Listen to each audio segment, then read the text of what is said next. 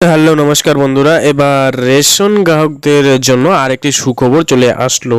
রেশনের চাল আটা তো মিলছে, এবার এই পুষ্টিকর খাবারও দেবে কেন্দ্রীয় সরকার।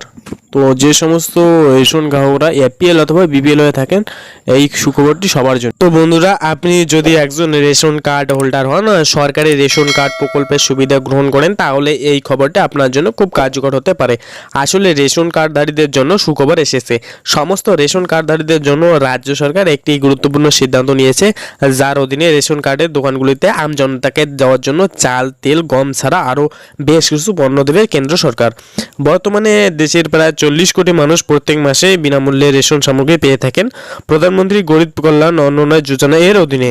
করোনার সময় থেকেই বিনামূল্যে রেশন দিচ্ছে কেন্দ্র, আরও 5 বছর দেওয়ার কথা দিয়েছে। আসলে মাঝে মধ্যেই রেশন দোকান নিয়ে কেন্দ্র সরকার একাধিক পরিকল্পনা করে থাকেন।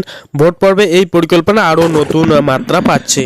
এই পরিকল্পনার অধীনে পাইলট প্রজেক্ট হিসেবে বিভিন্ন রাজ্য থেকে 15টি রেশন দোকানকে বেছে নেওয়া হয়েছে। উত্তরপ্রদেশ, রাজস্থান, গুজরাট এবং কর্ণাটকের মতো রাজ্যগুলির রেশন দোকানগুলি গড়ে উঠবে কর্পোরেট ধাঁচে, অর্থাৎ এই সমস্ত রেশন দোকানে বিক্রি করা হবে দুধ জাতীয় পণ্য। এতে কম পয়সায় পুষ্টির যোগান পাবে আমজনতা, উপরপন্ত ডিলারদের ইনকামও বাড়বে, সরকারের প্রসার হবে।